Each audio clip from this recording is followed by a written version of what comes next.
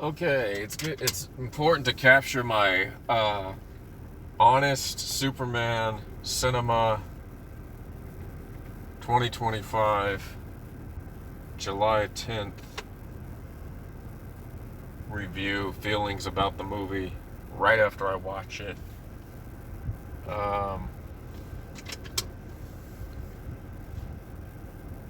Not bad, you know? Good? Yeah, definitely good. Some things are pretty damn good. Other things are okay, we're just good. And some things are like, well, I wouldn't have chose that. But, here's the thing. Overall, this is better than any Snyderverse DC movie whatsoever. So, on that note, we're doing fucking good. And as far as the actor who plays Clark Kent and Superman, this, surprisingly, is a better choice than Henry Cavill. Yes, I dare say it. He's actually a better Clark Kent and a better Superman than Henry Cavill. Now, Henry Cavill's suit, yeah, it's cool to have that suit be tight fitting. I think that's missing. I do think that's regrettable that the suit isn't tight form fitting in this movie as it is on Henry Cavill.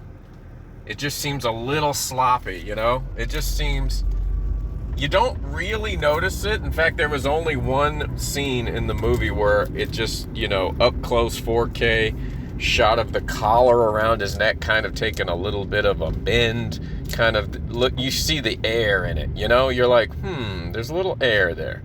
It's just not tight fitting to his body. It's a little too loose, like,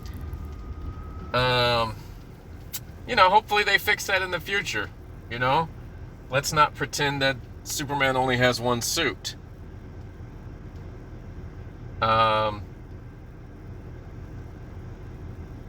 It's not a big deal, but it just seems a little sloppy and irresponsible to go forward with a suit that's not form-fitted. Now, overall, though, does this suit look better on camera, in the movie, in the cinema, than Henry Cavill's suit? I say yes. Henry Cavill's suit, or should I say it's not Henry Cavill's fault. Henry Cavill looked amazing in that suit, don't get me wrong. The fact that it was tight form fitting to Henry Cavill's awesome muscles was great. However, in reality, was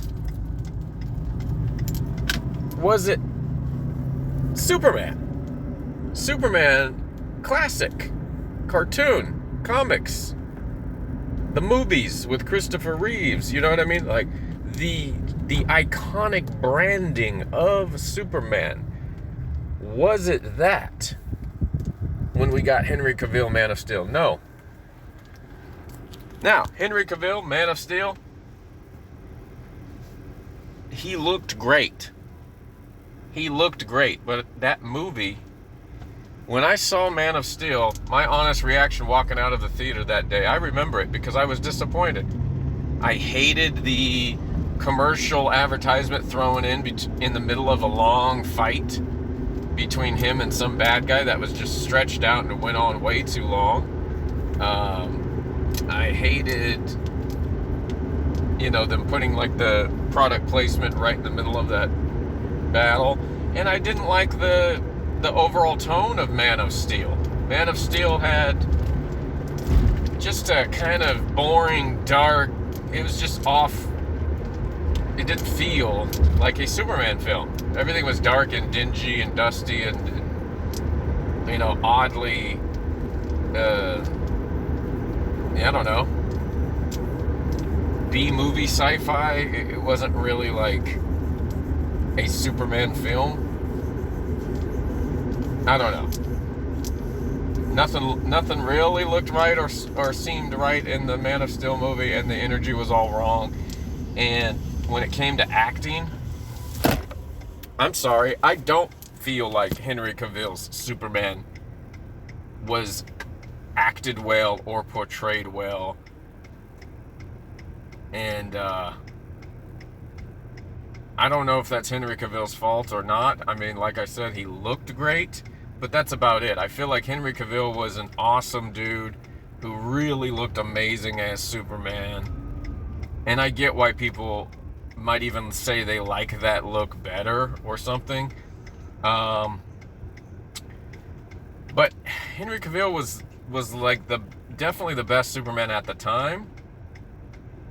And I think his body was given a chance to look so amazing, like a superhero, like a comic character, because of the tight-fitting suit.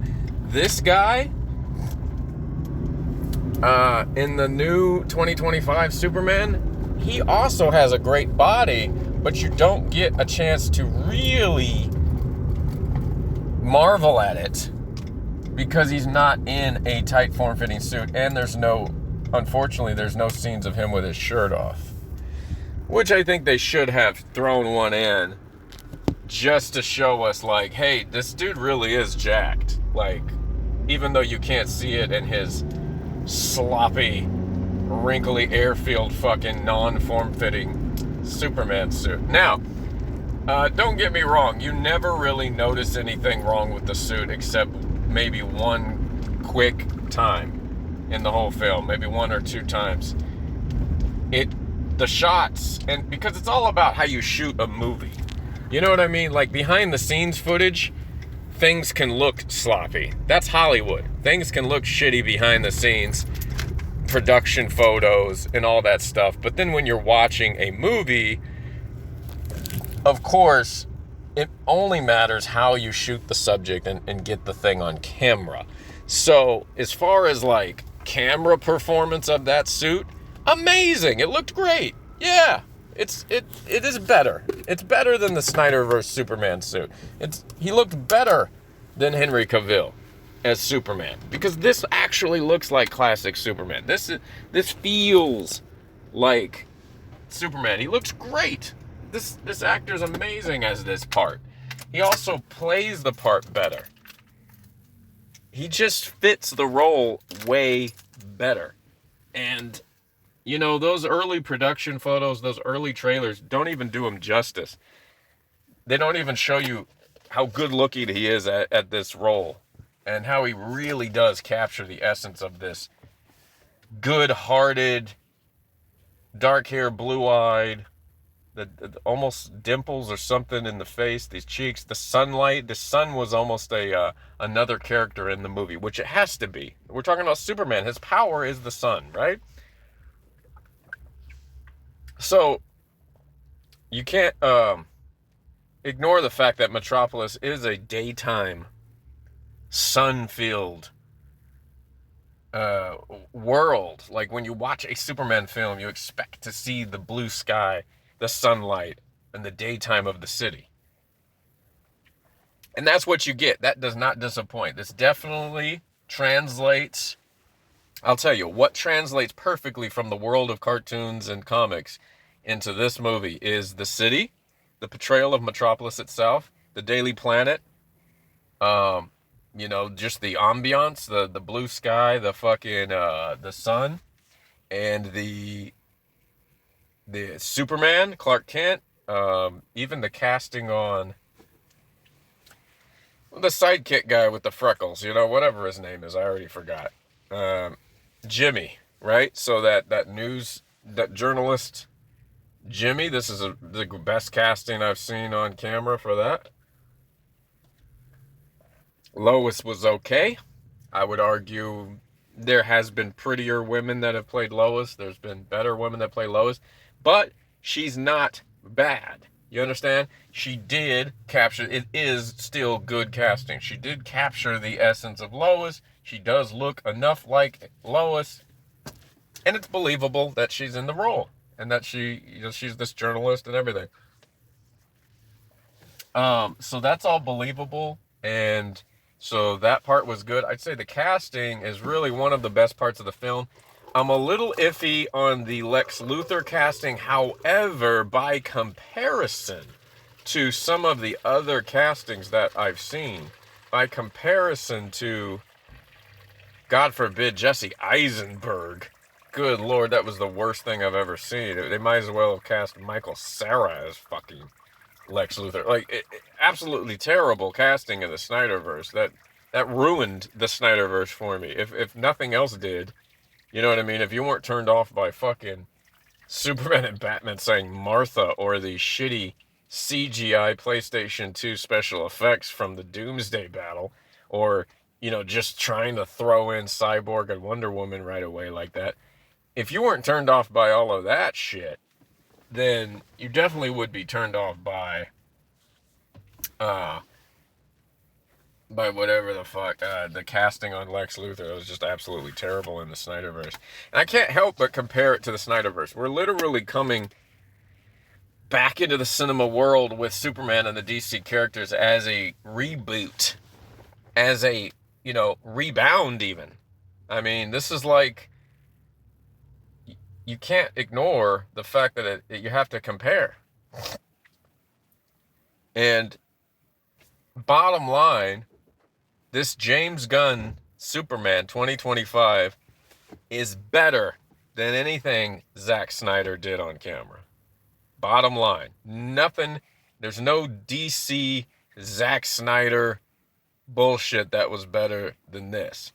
However, I will say, Wonder Woman, the first movie, the standalone Wonder Woman film, was probably better as a flawless standalone film. Arguably. Only because it felt like we're comparing, apples and oranges here, kind of, or two different completely things. But I mean, just Wonder Woman as a standalone film felt more complete and thought out from beginning to end, and not containing as many tiny flaws. Like, this is the problem with movies, superhero movies especially, that contain so many things, so many characters, so many little events, so many little details, that, if you get them wrong, or even slightly wrong, they compound. Less is more with superhero films because it's less things you can get wrong. You see, the greedy studios and the producers and all this stuff, they always push for more and more and more, packing these fucking superhero worlds with stuff as if they're, comic book pages or cartoons. And I get it, but the problem is, the more shit you put on screen, the longer they should give you to get that shit right. You can't film a movie like that in the same amount of time or with the same amount of planning. It takes more. You need to be more careful. You need more time. You need more careful casting. You need twice as much being careful. And I just don't think they get it, that it's just more things that can go wrong. So if you have 100 things in your film referencing, 100 different tiny little details from the comics or whatever, that's 100 things that can go wrong. If you don't get that right, if it's mediocre, lame, fail, lame, but it's just these little things that shouldn't matter, they add up. So, overall, from memory, I haven't just watched Wonder Woman recently, but I'm remembering how I felt about it when I saw it in theaters, and I thought, hey, Wonder Woman's good. It's a surprisingly good standalone film, just like Captain America. I feel like those are really solid films from beginning to end. They focus on the protagonist character. They do a great job of, expanding around just a central theme and a central battle, and it feels like a perfect story. Act 1, 2, 3, beginning and end, main protagonist, main thing, what's the battle, whatever it is. Captain America is a good example of, man, that's a perfect film. You put that shit in a box, slap it, it's ready to go. A to B. It has a great start, finish, boom. It just feels like a better, more precise, refined product. I'd put those, kind of like Batman 1989. It's great. focuses on the protagonist, has act 1, 2, 3, has a clear beginning and end. It's a perfect little package. It's boom, boom. You understand? So, did Superman 2025 by James Gunn feel like that? No. It didn't feel that tidy. It didn't feel like it had a clear beginning and ending. It didn't feel like it had an act 1, 2, 3. It felt like it had kind of a weird rough start that smears you right into the world. But then it's got some pretty cinematics. You kind of, bounce. Everybody knows the story anyway, so it kind of doesn't matter. You bounce right into the world. But then it's got kind of just a messy little, like, okay, I don't know. This is dumb. Here, and then it's like jumping too fast. It's trying to hurry up through here. It's got like, I don't even know. Can you call this an act? It's got like event 1, act 1, 2, 3, 4, and 5. It's got a lot of things going on, but I don't know if you could even call it a real act. It's not split up so perfectly. It doesn't have one big chunk that you could literally call act 1, a nice act 2, and then an act 3. It's got like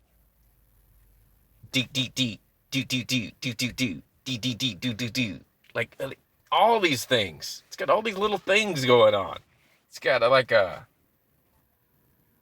and I don't know how I feel about, giving these the Justice Gang, the Justice League, their own mini movie within the movie. I don't know if movies like this need an A-B story. That's the thing I don't like. And this movie had more than an A-B story. You've got the drama relationship between Clark and Lois. Okay. Did they really have to have a fight? Did we have to get into that side of the relationship? I don't know. I don't know if that there needed to be a separate story there to have a romantic interest central to a movie. It doesn't need its own timeline. It doesn't need its own side plots. You can weave romance into a film like they did in the Christopher Reeves Supermans. I think those handled the relationship between a Lois and a Clark Kent way better, and not having it become its own distracting timeline piece. But anyways, I don't know. Anyway, it's just so many things. You got this war between two countries. You got Lex Luthor running his thing, and but then you got this fucking thing where he's got his own pocket dimension. But then you got this team of the Justice Gang are doing their own fucking group thing and coming in. Then you got the fucking dog, and then you got Clark Kent and his own kind of like thing with his parents and stuff, and him just trying to be Superman. I'll tell you it's just too many things. It's like 8 fucking things, and then you got drama between Jimmy dating his ex-girlfriend or talking to her or whatever. So you got all these things. It's like 8 things at least. And you don't need that many things. All you need in a good Superman film is Superman, Lex Luthor, some romantic interest between him and Lois, but it doesn't need its own timeline. It doesn't need its own like A-B plot fucking thing. And you just act 1, 2, 3, bring it home, make it happen. It had this movie, James Gunn, 2025 Superman, had the visuals, the cinematics of a classic Superman film that could have went that direction. But instead it went the more modern direction of being a slightly messy, convoluted, too many characters in one film kind of a film, which is a recent trend because everybody is trying to create these character-filled universes without taking the time to build up like Marvel had to. Marvel didn't release Endgame. These motherfuckers keep thinking they can release Endgame right away, or that they can release the fucking Avengers right away. You can't, okay? You have to do it the slow way. You had an Iron Man movie, you had a Hulk movie, you had a Captain America movie, you had a Thor movie, you had an Ant-Man movie. You had 5 fucking movies before you get to the point where you've got the Avengers. Oh, and you had did I say Captain America? You got all those movies. Black Panther came after Avengers maybe, but the point is, you got all those build-ups. You had tons of other movies. Building up, okay? So, Justice Gang, should they get their own film? I don't know. They don't look good on camera. I don't know why anyone would style their costumes like this. So, I will say one of the pros and cons of trying to be comic book accurate is the inherent silliness of the DC universe. So, on one hand, it's good because it's like, oh, that's classic representation of the character. That's so cool. Has its own world thing going on. On the other hand, these character designs in DC Universe are notoriously bad. I don't think anyone loves them. I don't think anyone is married to the character designs in the DC Universe. Marvel has notoriously good character designs. DC has notoriously bad character designs. DC's main character designs remind me of Marvel's D-class forgotten, like, oh yeah, that's a character, fucking backflip man. It's like the effort DC puts into their costume design and character design was like when Marvel would fail and drop the ball. Like Hawkeye, character design sucks ass. Marvel Comics Hawkeye sucks ass. Falcon sucks ass. Those are shitty character designs. Low effort. They're not meant to be characters that would have their own comics. They weren't meant to be star player characters. They were lazily created with goofy, dumb outfits. But DC just creates everyone like that. Like, everyone looks as dumb as Hawkeye in the DC universe. Everyone looks fucking retarded. The way Mr. Terrific looks in this film with the stupid fucking paint on his face, it's just dumb. It's so fucking dumb. And the stupid bowl haircut, the blonde hair on the Green Lantern in this, he may have appeared in the comics looking all dumb like that, but it's dumb. It just doesn't look good. And then you got Hawk Girl. I mean, that's so fucking stupid. A character that just flies around with wings and then puts a hawk-shaped helmet on and then hits people with a club. That's dumb. Let's face it. These are dumb fucking characters. It's absolutely stupid. They should all die. You had better characters than those in a Marvel movie in Deadpool 2, where those characters fucking all died in a goddamn, helicopter accident. And they were better characters and those are like throwaway Marvel bullshit characters that are still better than DC, like, main characters that they're trying to throw out in a film. I don't even think James Gunn can work his magic on DC's just terrible selection. There's only so much you can do with DC characters.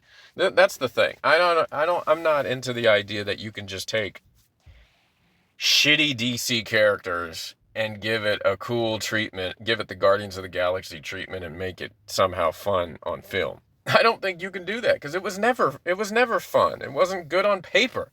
If something isn't good on paper, you can't make it good on film. Wonder Woman is a good film because Wonder Woman was a cool character on paper. Kind of cheesy, kind of shitty, kind of dumb, but that's DC. But is it good enough? Yeah, it's good enough. Batman, great character. Superman, as cheesy as it is, it's a classic, iconic character, so it has a whole thing. Let's be honest. That's it. Batman, Superman, Wonder Woman. Nobody gives a shit about Green Lantern in reality. Ryan Reynolds did his best. What could you do? When are we going to get a black Green Lantern? Instead of fucking Mr. Terrific, we should have got a black Green Lantern. And a good actor to play him. Someone with some personality. I don't know. They just don't take these characters seriously. And I mean, like this is a whole nother rant, but Terrence Howard should have got his own War Machine movie, and they should have just paid him more. And, maybe if Will Smith had gotten to play Green Lantern before the slap, he never would have slapped Chris Rock, I don't know. Or maybe Donald Glover should have been Green Lantern instead of trying to be like the Prowler in the damn Marvel universe when everyone wanted him to be like a version of Miles Morales anyway. I don't know. It's just... Anyways, Superman 2025, was it good? Yes. Does it feel like the second coming of the DC universe, or the first successful beginning of the new DCU, the DC cinematic universe? Yeah, sure. Not as amazing as you would hope. Not as amazing as it could have been, unfortunately, for all the millions of dollars that went into production and all the effort that they did put into it. It still lacks in so many ways from what cinema could be in 2025 versus what we get, especially for the millions of dollars. It's just not amazing. You know what I mean? Like, it's amazing that these things cost so much when the technology is allowing us to do the same shit they've always been doing, the same CGI graphics. Like, special effects haven't gotten any better since fucking Iron Man. Like, what are we looking at here? They've gotten worse in some respects. It seems like budgets for CGI just keep getting shitty. Was the CGI better in this Superman 2025 than it was in like Man of Steel and Batman vs Superman? Yeah, it's better than that. But that was really shitty for its time. It wasn't reflective of its time either. Okay, Avengers had really good CGI. We should be better than Avengers now. It's 2025. We should be better than Avengers looked so many years ago. Okay? We should look better than Fantastic Four from 2002. Like 20 years ago. Over 20 years ago, there's movies that still look like the CGI is the same as it was then. Like, these motherfuckers are still using these old programs or these old ways of doing things. They're not upgrading. They're not taking the money that it used to cost for CGI and calculating the difference and saying, hey, it's easier now. It's easier now. So it's cheaper now. It's faster now. It's cheaper now. It should be cheaper now. Then you take the extra money that would have went into high-priced CGI, which is more affordable now. People can do these kind of special effects on their home computer. They don't have to go to Hollywood. Why are we looking at shit amateurs can do? We should be looking at things that only a visual effects studio could pull off. But we're not. We're looking at shit your kid can fucking sit on his laptop and do with Unreal Engine and some AI program. So that's not good. Nobody's raising the bar on special effects. It's not good. Things should look better than they do. They shouldn't keep looking the same. We shouldn't keep tolerating this CGI video game cut screen looking, this animated world. It's not even really live action anymore. I don't think this counts as live action most of the time. It's like actors on green screen, but 90% of the shot or more is animation. This is a form of animation. This is CGI. It's cartoon animation. So that's one of the things that's not that great. And then my only other major criticism that really kind of like brought me out of the movie, where I couldn't really, you know what I mean? Like, you can only suspend so much disbelief. But one of the things that really annoyed me, took me out of the film, and made me think about the production of the film and like, who wrote this, who decided this, why did they make this happen, was Superman always getting his ass kicked. It's okay to have Superman get his ass kicked here and then there. Sure. It's okay to have a rocky moment, Adrian, and then he rises back up and fights back. Sure, that's the way superhero movies work. But when I tell you this was more like Passion of the Christ, I mean it. This Superman literally gets his ass kicked from the beginning of the film. The very first fucking scene is what you saw in that trailer. When Warner Brothers released the trailer and said, here's the first 7 minutes of the film, they mean it. That's exactly how the film opens. It opens literally with him getting his fucking ass kicked. He's beat up from the beginning of the film. Why would you start your film like that only to keep doing that? That's so dumb, James Gunn. Dumb.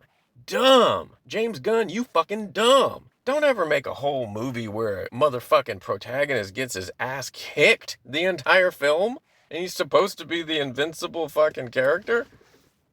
That's like having Silent Bob talk and then talk through the whole film. Like, it's not potent. It's not impactful. It doesn't mean anything when you keep doing it. oh, the cat likes water. Yeah, that's great for a scene, but the cat likes water can't be the whole fucking novelty, the whole film. It's no longer novel. This idea of Superman getting his ass kicked, that's not a novelty after you did it. Okay, you did it in the beginning of the film. You could only do it one more time near the end of the film and then have him bounce back from that. That would be the only time you could pull that off in a film if you're going to begin with him getting his ass kicked. You can only do it one more time. You can't have a Superman movie where Superman gets his fucking ass kicked the whole fucking time. And I'm going to say, I think that and then trying to fucking shoehorn a Justice League mishmash, DC Guardians of the Galaxy group into Superman's movie was bad timing, bad manners, bad choice, not a good look. I don't really think they belonged in the film. I think this is one of the things that was wrong with the DC universe last time, with the Snyder universe, was it just shoehorning too many like wannabe Marvel MCU group dynamics into a film without any build up, without any separate movies establishing the characters to work up to it. And you know, if you're not willing to commit the money and the vision and the communication and give somebody the reins to have a big vision and bring it all together, you're not, and you don't, if you don't commit to it, you're never going to let anyone do it. And that's one of the problems with Warner Brothers and DC is who's ever in control, they don't like trust a visionary to come in and direct the whole thing and bring it all together. So they try to like rush things and shoehorn things. And that's what they did last time. They're doing the same. I can tell the studio is doing the same thing to James Gunn as they did to Zack Snyder, which is trying to force him to shoehorn characters into the film right away, as soon as possible. That's what they're saying. We need more characters as soon as possible. Do what you did with the Guardians of the Galaxy. I can hear them in the pitch meeting. Do what you did with the Guardians of the Galaxy. Grab some obscure DC characters that nobody likes. Try to make people like them on camera. Try to make them likable in a group dynamic with banter and, ha ha. And it's like, okay, well, you're just getting the James Gunn version of the Flash movie then. You're just getting the fucking James Gunn version of the same mistakes that Zack Snyder was forced to make. Because it's the goddamn studio, dude. It's Warner Brothers. It's whoever the movie studio is. I don't know who it is at Warner Brothers. I don't think it's DC necessarily. I mean, DC's just licensing off the characters. They're just like, here you go, there's the rights. The DC brand is just being used. I don't think DC as a company has any input whatsoever. I think they sold the rights to the characters. They're being represented by Warner Brothers. It's the Warner Brothers executives that are like ordering people around saying, we need more characters. We need to smash everything into the fucking film. We need the DC Avengers now. And we need DC Endgame. It's like, you can't rush it, dumbass. You just can't rush it. And you can't, like, DC characters suck. You can't force people to try to like your shitty characters. So, the actors, I think, really saved this film, and the casting on Jimmy Olsen and Lex Luthor and Superman himself are what really held the film down for me. Those three guys. Lois was not bad, so she didn't, I don't feel like she saved the movie for me. She wasn't so good that she saved the film or anything. But she wasn't bad. She didn't take anything away from it, so the casting was good enough. But the casting was great with, Lex and Superman and Jimmy Olsen. So I think those were my cornerstones for the film. Those really held it together and made it work, despite all of its flaws. And the only reason the casting of Lex Luthor is so good is because the previous casting was so bad. So, compared to other representations of Lex Luthor, was anyone better? I would say Kevin Spacey was better when he was Lex Luthor in the Return of Superman film. I must say that felt like a real Lex Luthor on camera, the Kevin Spacey Lex Luthor. And then I don't remember the one from the Christopher Reeves film. I don't remember who played Lex Luthor in the Christopher Reeves film, but it was probably really good. So basically, I would say this guy, James Gunn's 2025 Superman, the Lex Luthor in that film is in the top 3. So that's a very good compliment. I don't think he's the best because I think Kevin Spacey is one above him. And I don't know who number one is, but wherever Kevin Spacey's Lex Luthor is, this guy in the 2025 film is one below Kevin Spacey. And that's only because he just seems too young. He's got kind of a feminine jawline, a little narrow for that character. And he just doesn't seem to be mature and old enough yet. So we're getting a young Lex Luthor, which doesn't feel right, a bald young Lex Luthor. But hey, it's better than Jesse Eisenberg. It's close enough to the comics and the cartoons that it's not too jarring. It doesn't snap you out of the film too much. Just a little bit. It's just a little thing in the back of your mind when he's on screen where you're like, he just looks too girly, too fucking pretty, too young. His chin's too narrow. You know what I mean? He's just, I don't know. It's just like Kevin Spacey felt right on camera as Lex Luthor. That was mature enough, old enough to be believably this tech billionaire.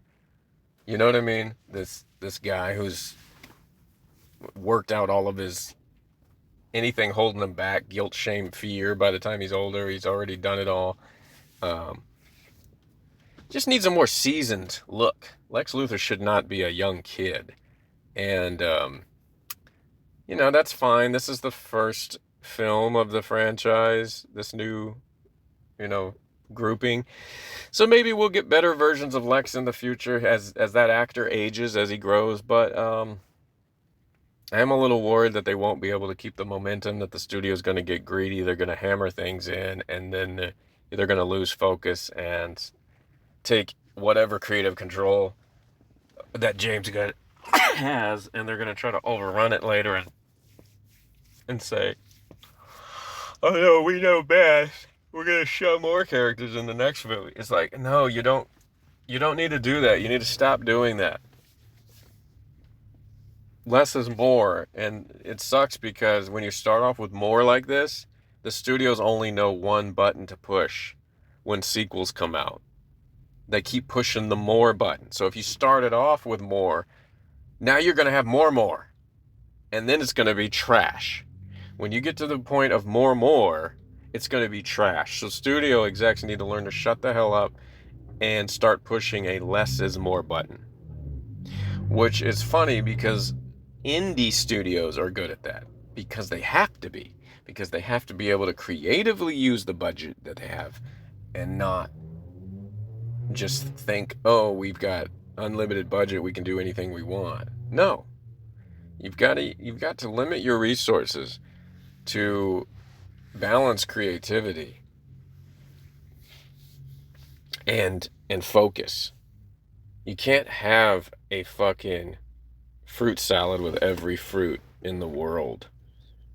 The one salad. You can't have a smoothie with every kind of fruit and vegetable in it. That would suck, okay? You've got to decide, is this going to be a pineapple smoothie, or is it going to be a pineapple and orange smoothie? Ooh, or is it going to be a pineapple, and orange, and, dare I say, raspberry? Ooh, stop right there, okay? You get three main things to put in your smoothie. That's all you get. Otherwise, now you're losing it. You're losing the plot. You start going, oh, we're going to make a raspberry, acai, fig, fucking cherry, mango, orange, pineapple. Oh my God, shut the fuck up. Nobody wants that. Okay? They need to learn that film has an analog to cooking. Film has an analog to everything that requires ingredients and time and expertise and artistic, it's an art, okay? It's not a fucking business machine. It's not a computer. You can't just plug in the fucking goddamn, we need 15 characters. These are valued at $1 million each, and calculate that times, 100 million ticket sales, and, we should make $150 million here. I don't know. Whatever they think. It's wrong. It's not a machine that you can just keep adding more and more and more and getting more and more out. See, that's the studio executive business capitalist machine production line view of things that is wrong. It's not just my opinion that it's wrong. It is wrong. It is objectively, scientifically wrong, because this is art. Superhero movies are art. Comic books are art. Movies are art. You need to be an artist. And budgets are fine and dandy, and the business side of it is great, because of course you want to make money, but you must honor the art. You must allow it to be art. It has to be treated carefully with the soft stroke of the brush. You understand? There's a balance to be maintained. That's what art's all about. It's about balance. Art is not including everything on the canvas. That would look like shit. It would look literally like shit. All of the colors bleed together and it'll become a brown, poopy mess. Can't put everything on one fucking canvas. So, they need to back off and do less is more. Because this thing had a fucking dog. It had Supergirl cameo at the fucking end. It had, Superman's robots. It had his fucking ice castle. It had his Daily Bugle shit. It had the Lex Luthor thing. It had some monsters and alien battles just arbitrarily happening in the background, left and right. It has this superhero team that doesn't have their origins even thought about to be talked about. Like, who the fuck is Green Lantern, Hawkgirl? Like, where do they come from? No explanation. They're just there. You have to accept it. And that, it just cheapens the whole thing and makes it garbage. You know what I mean? It's the same thing that made the Zack Snyder universe suffer. It's the same thing that made the Ghostbusters Frozen Empire suffer, was this cramming too many things in, cramming all this shit in to one fucking presentation in order to try to milk the hell out of it. It's not gonna work, studios, okay? Stop doing the production line approach. Stop doing the machine approach. It's not a machine where you can just keep printing money by putting in things. That's not how it works. It is not true that if you just keep cramming fucking superheroes into the machine, money will come out of the machine. That's not how it works.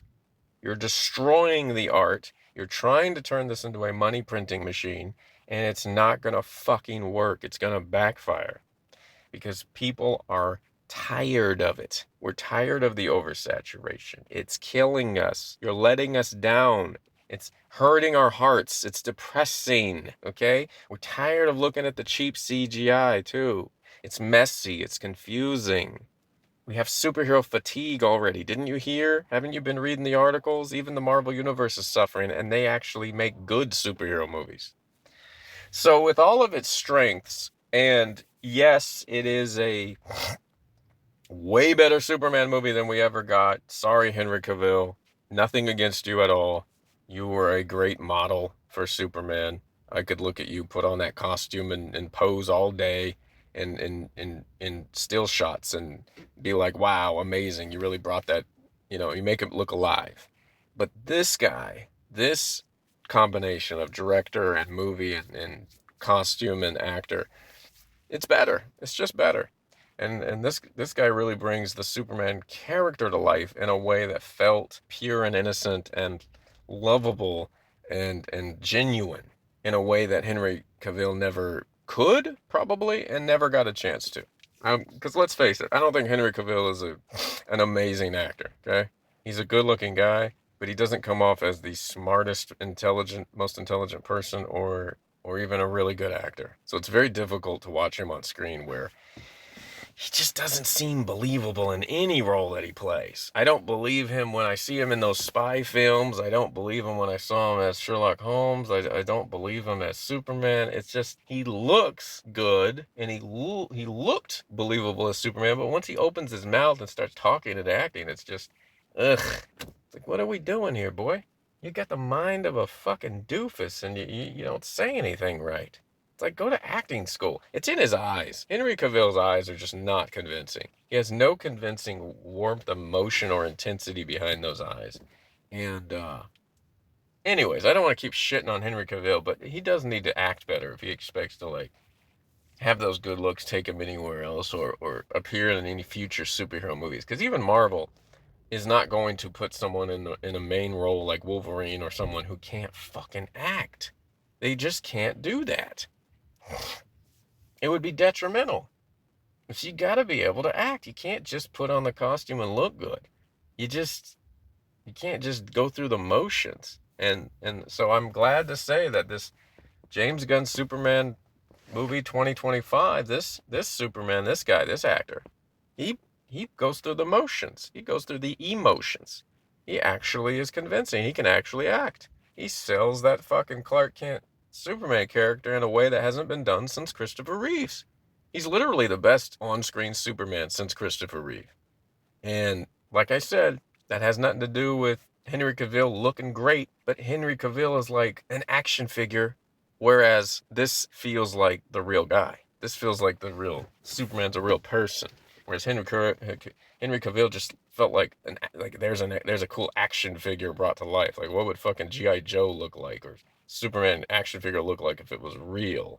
And then that's it. You know, maybe get him to play He-Man or something. Oh, that's right. Amazon already fucked up the He-Man franchise. Yeah, not going to be watching that one. And I'm not going to be watching Fantastic Four either. Sorry, 2025 Marvel Fantastic Four. Looks like shit. You got the blonde-haired fucking dumbass Robert Downey Jr. from Tropic Thunder looking fucking Green Lantern from Superman 2025 looking ass Human Torch with bug eyes. Like, that guy doesn't look like the Human Torch. He can't be a ladies' man. Look at him. What are you talking about? Then you got stupid Pedro Pascal playing Pedro Pascal in Richard Reed's clothes. Reed Richards' clothes. It's like, what the fuck? You can't have that.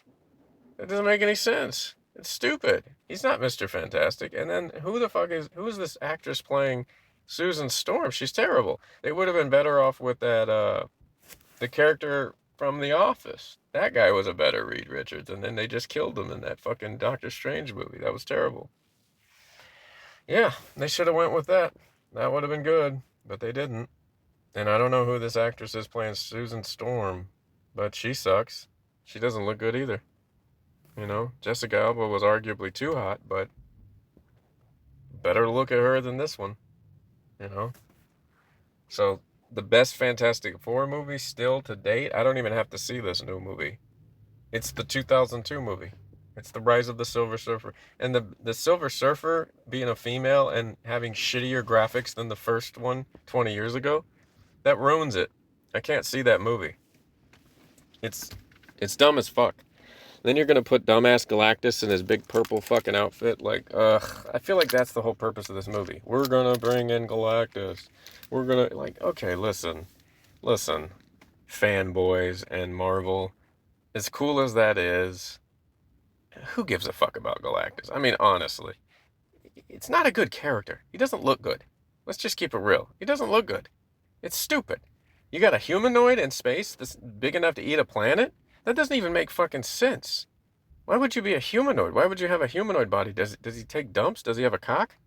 You know what I mean? Just floating through space, jacking off on planets and shitting in space. Big, giant fucking turds floating around. I mean, it just doesn't make any sense. Why does he have to look human? Why does he have that big, dumb helmet on? Why does It's just so stupid. Like, I get it.